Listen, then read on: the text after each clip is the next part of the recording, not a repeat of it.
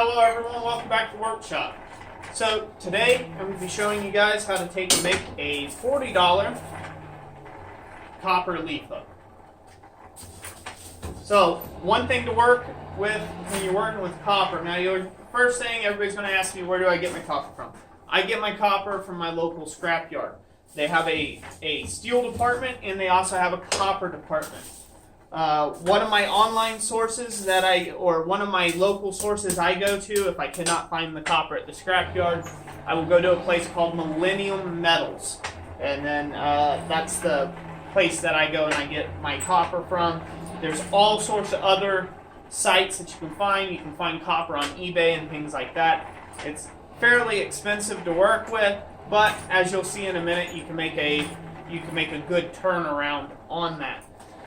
So the first step in this is not overheating it. I'm working in a coal forge. If you got a gas forge, that works too.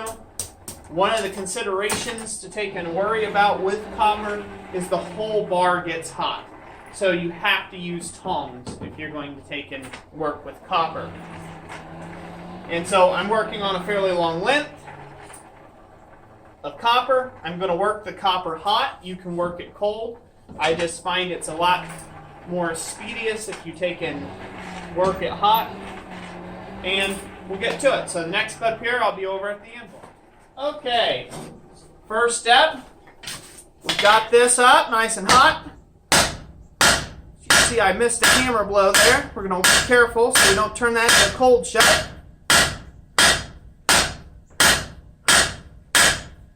Just going to work the copper down into a point, like you do for any leaf.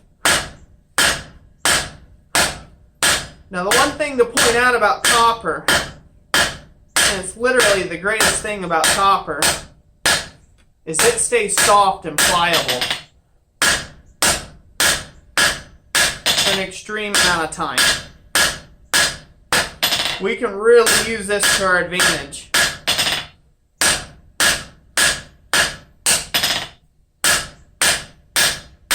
Okay, so here we are.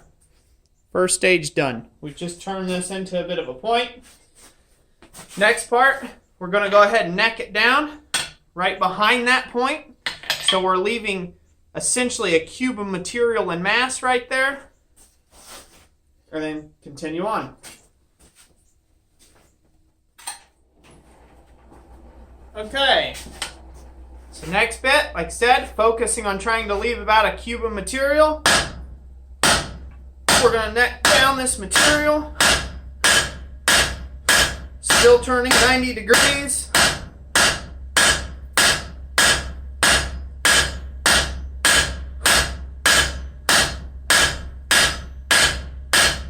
And if the camera's not picking up on this, which I'm not sure if it is or isn't, essentially, I'm working this at a very low orange color and temperature. You don't want to work the copper too hot or at a very high temperature because it gets crumbly on you.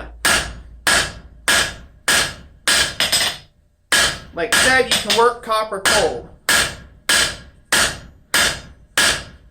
Now I didn't say what size stock material is starting with. This is 5/8 inch round bar. So as you can see, it really does work down fairly easily.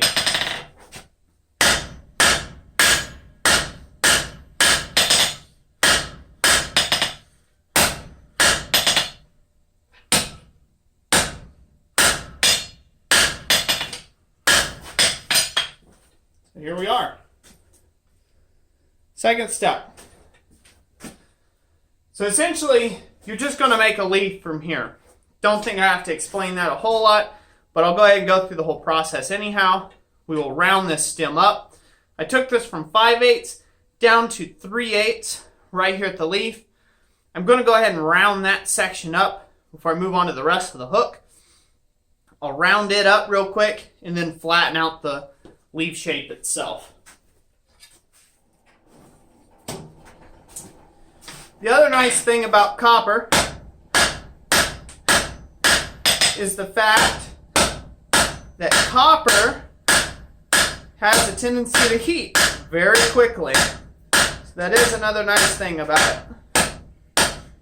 Now I know this video is titled a $40 leaf hook or copper hook. You can very easily get more for this, just depending, more than this. It just depends on your clientele.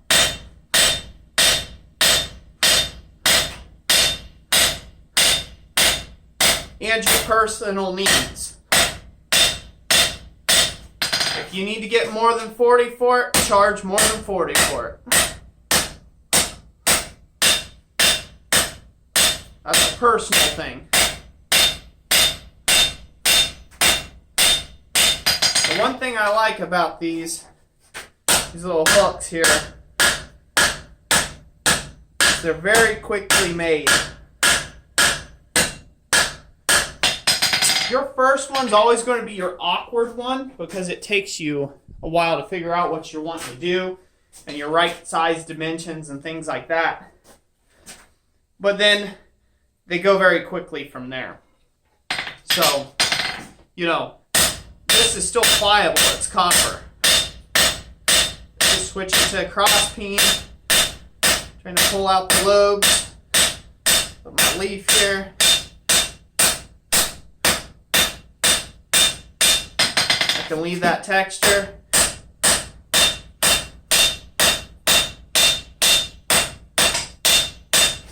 Distribute some stuff.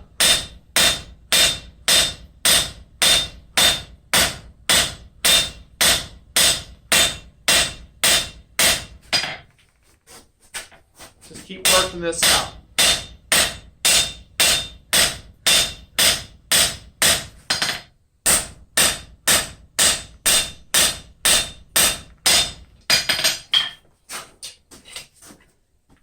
There you have it. There's just a bit. We'll just keep spreading that and get the leaf to shape the way we like it. Then we'll go ahead and move on to the rest of the hook. Now that we've got our leaf where we want it, now we're going to focus. We're going to set off about 1.5 inches of material. And now we're going to set down this part. We're going to draw it out. Keeping 90 degrees to the leaf, just as a reference.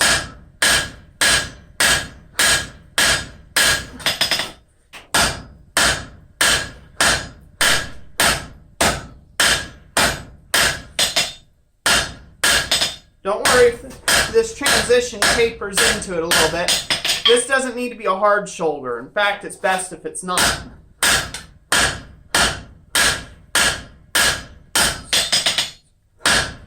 So I'm eventually going to cut this off the bar.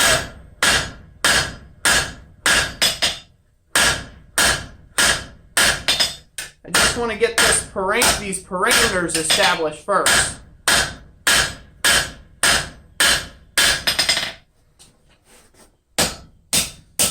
So estimated time to complete this job is about an hour, maybe 2. It's going to be probably 30 minutes once you get good at it.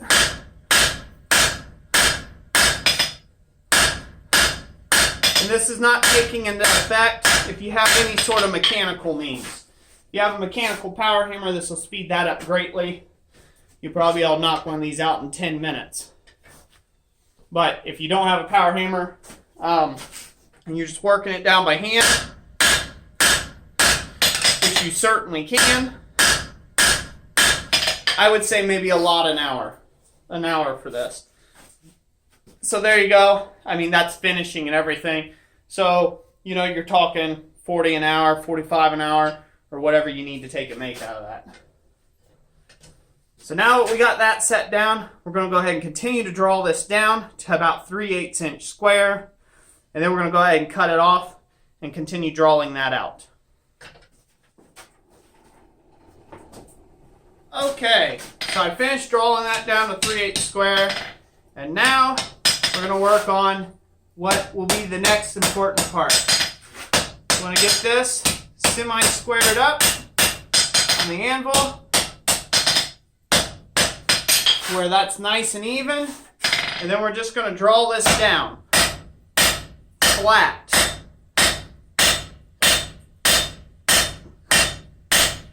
To about 3/8 inch thick, or to the thickness of your parent bar here, into your vine.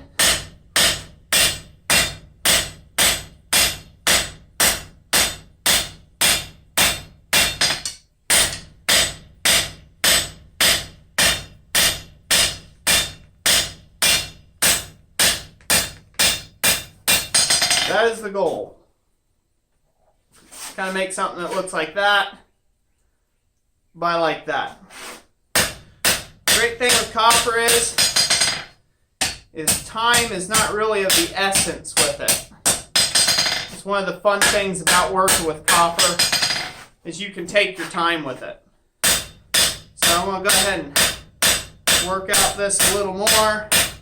Want a little more spread to it. Just working this with my cross beam, setting it up. Working out those flats. Dipping a little bit below our parent bar thickness, but that's okay. So there we have it. So this is easily planished. Just come in here and planish out all these hammer marks. Very light hammer blows. And get this thing planished up nice and clean. This way it looks nice and clean. Take your time with it. It's copper, it'll still move even at these temperatures.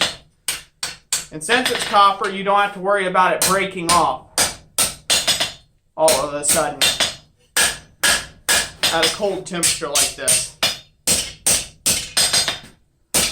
Okay, now we have this done. Okay?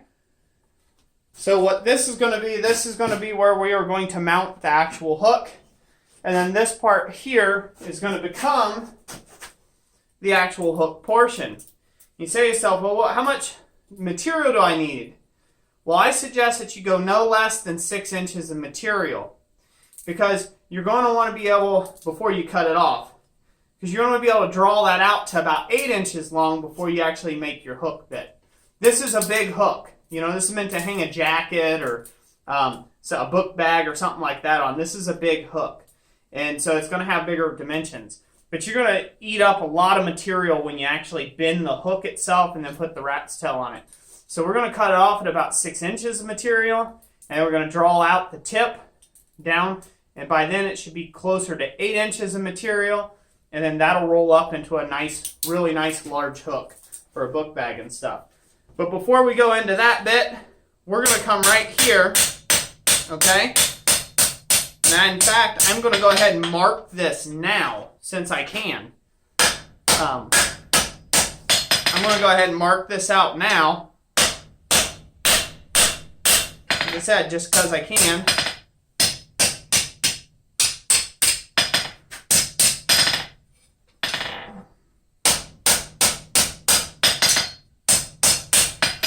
With my punch. We're going to get our punch out.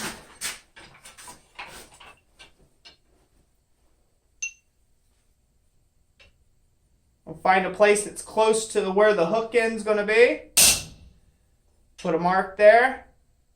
Then we're going to go to a place that's close to the leaf end. Equal spacing. Put a mark there.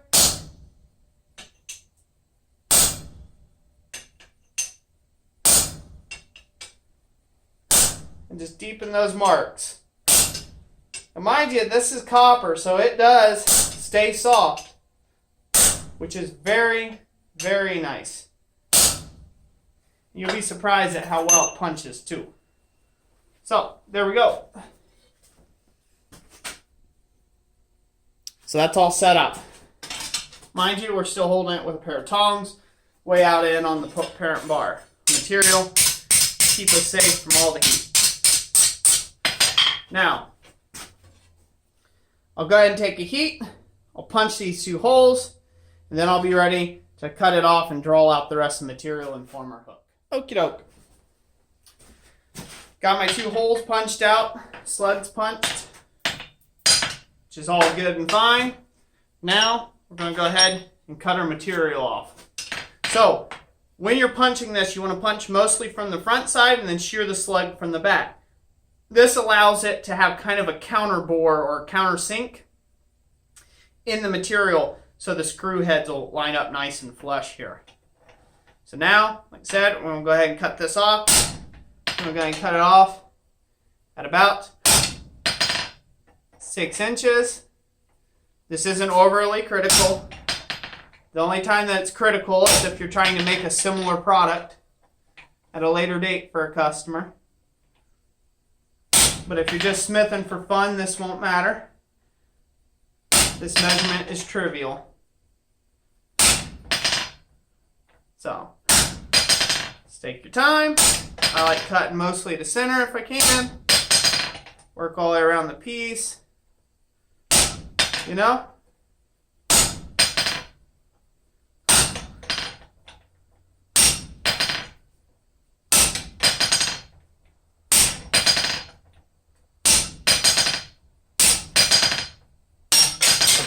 There we go.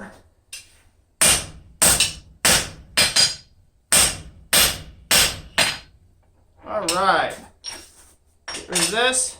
And now we no longer need this bit. I'll grab another pair of tongs, flip it around, and we'll draw down the hook in. And here we go.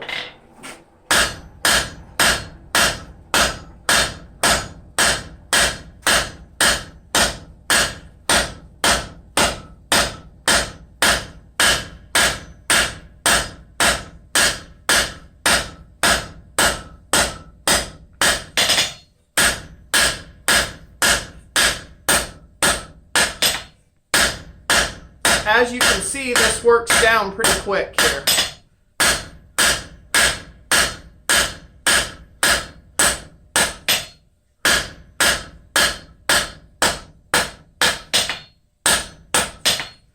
You're going to start seeing maybe some little fleekers here. I ended up getting the end a little hot, and that's that crumbliness I was telling you about. So it pays to pay close attention to your beats.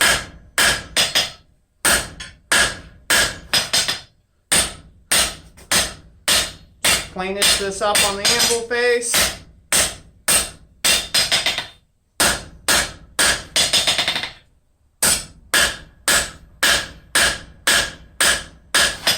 Get them planished up. That's what we're wanting. Now with the next bit, take another little heat on it. I'm going to round that all up. And then we'll just bend it into a hook. Oh, pretty simple.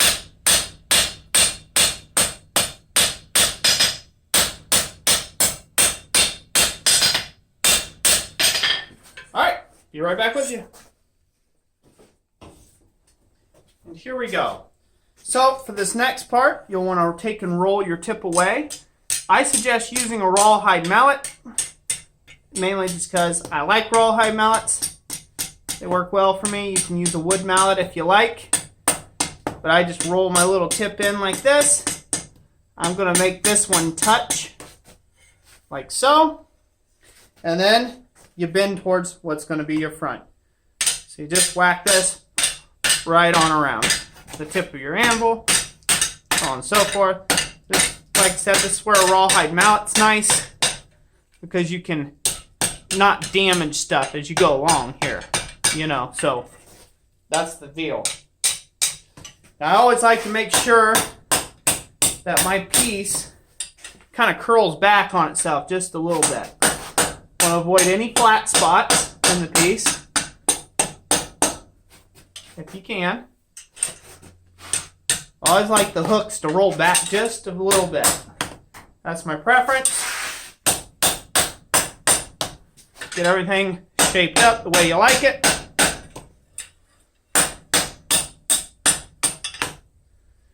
Try to get everything aligned.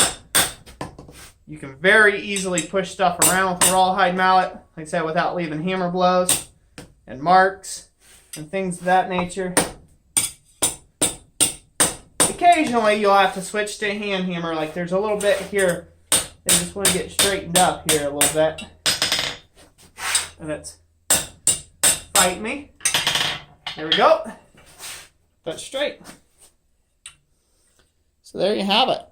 A very big $40 hook. So this is a copper hook.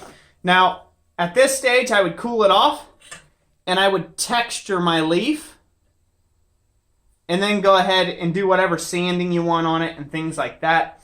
And I'll put the finished product at the end of this video so you can see how that works. So I cool this off, I texture the leaf, and then just hand sand the whole thing to just alleviate the highs, let the copper come through, and then, you know, obviously just put a spray paint finish on it if you want, a nice flat paint or gloss, whichever floats your boat, and that completes the hook. So anyways, I hope everybody enjoyed this video. Make sure you stay around to see the final photo of this.